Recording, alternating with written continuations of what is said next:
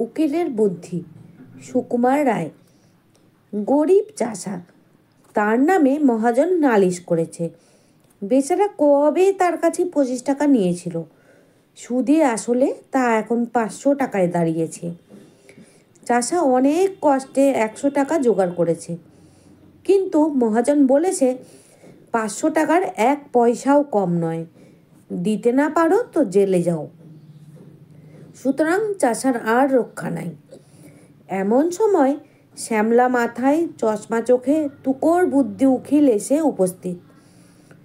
ওই 100 টাকা আমায় দিলে তোমার বাঁচবার উপায় করতে পারি। চাষা তার হাতে ধরল, পায়ে ধরল, বলল, আমায় বাঁচিয়ে দিন।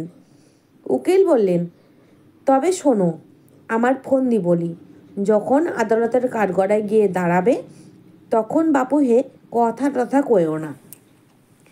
যে যা খুশি বলুক, গাল দিক আর প্রশ্ন করুক, তুমি তার জবাবটি দেবে না, খালি পাঠার মতো ব্যয় করবে। তা যদি করতে পারো তাহলে আমি তোমায় খালাস করিয়ে দেব। চাষা বলল, আপনি কর্তা যা বলেন তাতেই আমি রাজি। আদালতে মহাজনের মস্ত উকিল চাষাকে এক ধমক দিয়ে জিজ্ঞাসা করলেন, তুমি 7 বছর আগে 25 টাকা কর্জ নিয়েছিলে? চাষা তার মুখের দিকে চেয়ে বলল, ব্যয়। উকিল বললেন, খবরদার বল নিয়েছিলি কিনা। চাষা বলল, ব্যয়।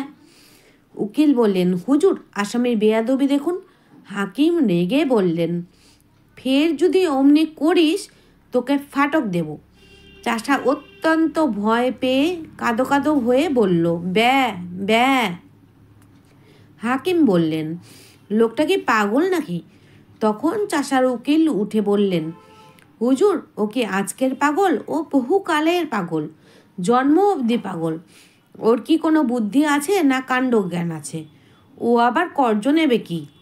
ও কি কখনো খত লিখতে পারে নাকি? আর পাগলের খত লিখলেই বা কি? দেখুন দেখুন, এই হতভাগা মহাজনটার কাণ্ড দেখুন তো। ইচ্ছে করে জেনে শুনে পাগলটাকে ঠকিয়ে নেওয়ার মতলব করেছে। আরে, ওর কি মাথা ঠিক আছে? এরা বলেছে এইখানে একটা আঙুলে টিপ দে। পাগল কি জানে, সে অমনি টিপ দিয়েছে। এই তো ব্যাপার। দুই উকিলে ঝগড়া বেঁধে গেল। হাকিম খানিক শুনে টুনে বললেন, মোকদ্দমা ডিসমিস। মহাজনের তো চক্ষু স্থির।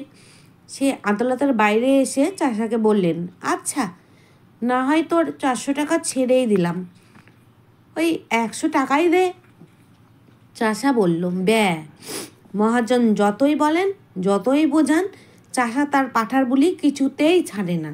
মহাজন রেগে মেগে বলে গেল, দেখে নেব আমার টাকা তুই কেমন করে হজম করিস। চাষা তার পোটলা নিয়ে গ্রামে ফিরতে চলেছে। এমন সময় তার উকিল এসে ধরল। যাচ্ছ কোথায় বাপু? আমার পাওনা আগে চুকিয়ে যাও। 100 টাকায় রফা হয়েছিল, এখন মোকদ্দমা তো জিতিয়ে দিলাম। চাষা অবাক হয়ে তার মুখের দিকে তাকিয়ে বলল, ব্যয়। উকিল বললেন, বাপু হে, ওসব চালাকি খাটবে না, টাকাটি এখন বের করো। চাষা বোকার মতো মুখ করে আবার বলল, ব্যয়। উকিল তাকে নরম গরম অনেক কথাই শোনালো, কিন্তু চাষার মুখে কেবলই ওই এক জবাব। তখন উকিল বলল, হতবাগা গোমুখ্য, পানা গেয়ে ভূত, তোর পেটে পেটে এত শয়তানি! কে জানে, আগে যদি জানতাম তাহলে পোটলা শুদ্ধ টাকাগুলো আটকে রাখতাম। বুদ্ধিমান উকিলের আর দক্ষিণা পাওয়া হলো না।